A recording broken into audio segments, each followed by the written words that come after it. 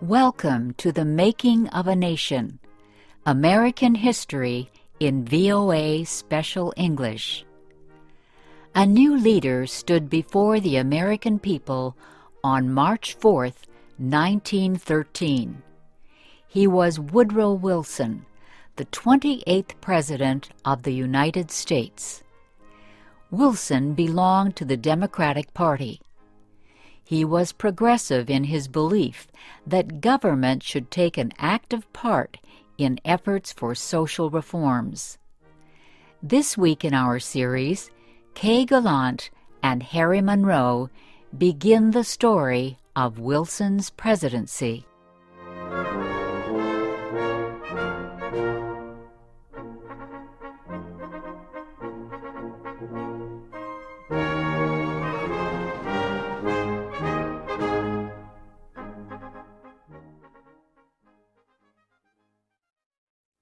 Woodrow Wilson had spent most of his life at Princeton University. First, he was a professor. Then, he was university president. Next, Wilson was elected governor of the state of New Jersey. His early success as governor made him a leading candidate for the Democratic presidential nomination in 1912. Wilson traveled widely around the country during the campaign. He made speeches to many groups. He tried to make himself and his ideas known to as many Americans as possible. Wilson called his program the New Freedom. One of his campaign promises was to fight for better conditions for America's small business owners. Such proposals helped him win the Democratic nomination for president. Then he defeated President William Howard Taft and former President Theodore Roosevelt in the election. Woodrow Wilson, the former president of a university, had become the president of a nation. The largest crowd in Washington, D.C.'s history welcomed Wilson outside the Capitol building on the day of his inauguration.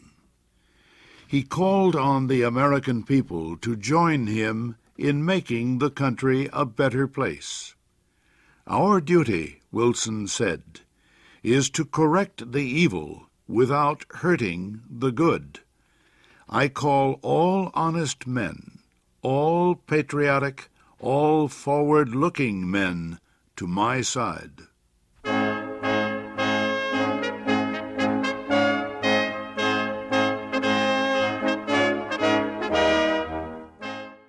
Wilson wasted no time. He immediately called a special session of Congress to act on Democratic campaign promises to reduce import taxes or tariffs. Wilson felt strongly about the need to reform these taxes. He broke tradition by leaving the White House to appear before Congress in person to appeal for his tariff proposals. Many members of Congress opposed Wilson's plans, but the new president used the results of a Senate investigation to win the fight. The investigation showed that a number of senators owned companies that depended on high tariffs for their profits.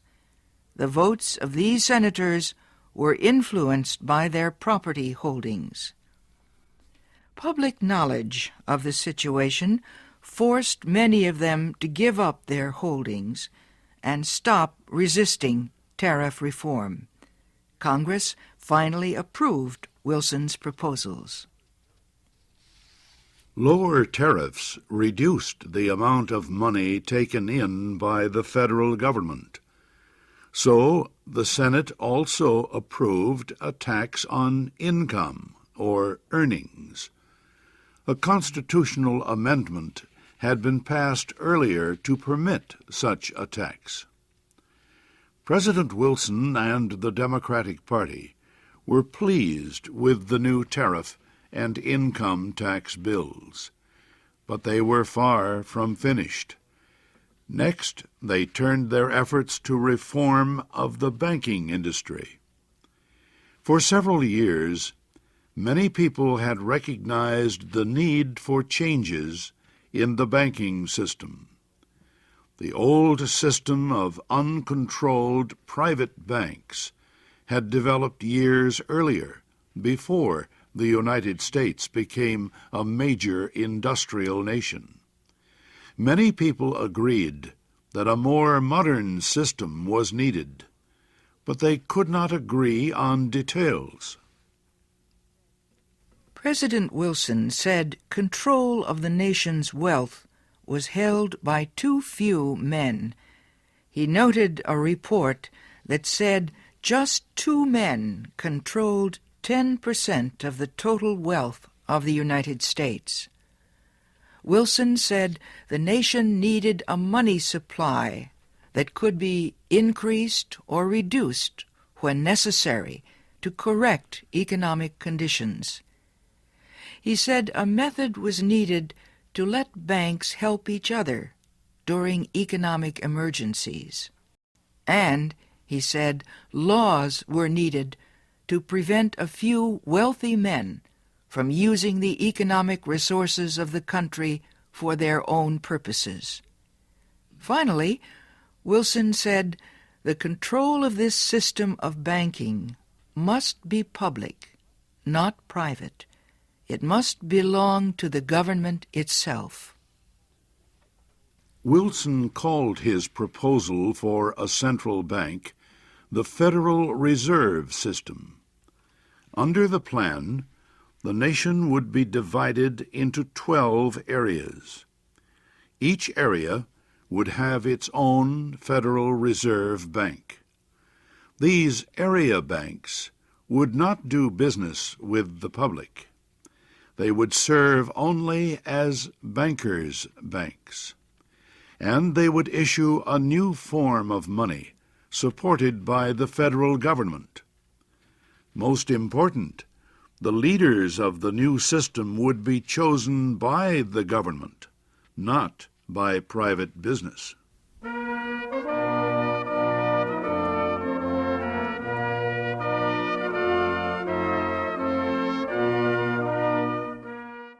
Bankers, business leaders, and their representatives in Congress sharply criticized President Wilson's proposals. They said government control of the banking system was socialism, not capitalism.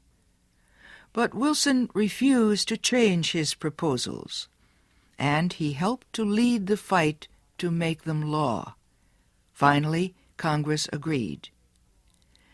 It did not take long for bankers to discover that the new system was much better than the old one.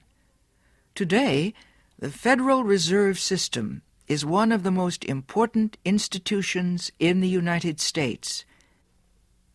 For Woodrow Wilson, the fight over the banking system was yet another political success. He had won major reforms in the nation's tariffs, taxes, and banking systems. Now he told Congress that new legislation was needed to control the power of monopolies and trusts. These were the giant companies and business alliances that controlled complete industries. Wilson proposed a new antitrust law to control the actions of large companies. His supporters in Congress wrote a bill that listed a number of business activities that no longer would be permitted.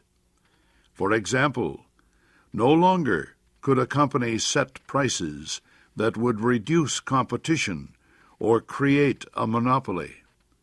No longer could corporations buy stocks of competing companies. No longer could they demand that a store refuse to sell competing products. The new bill also protected labor unions from being charged with antitrust violations. It gave unions more power to organize and protect workers. At President Wilson's request, Congress also prepared a law that set up a government agency called the Federal Trade Commission. The commission was given the job of investigating wrongdoing in business. It had the power to force companies to obey the new antitrust laws and other rules. Both the antitrust law and the Federal Trade Commission help protect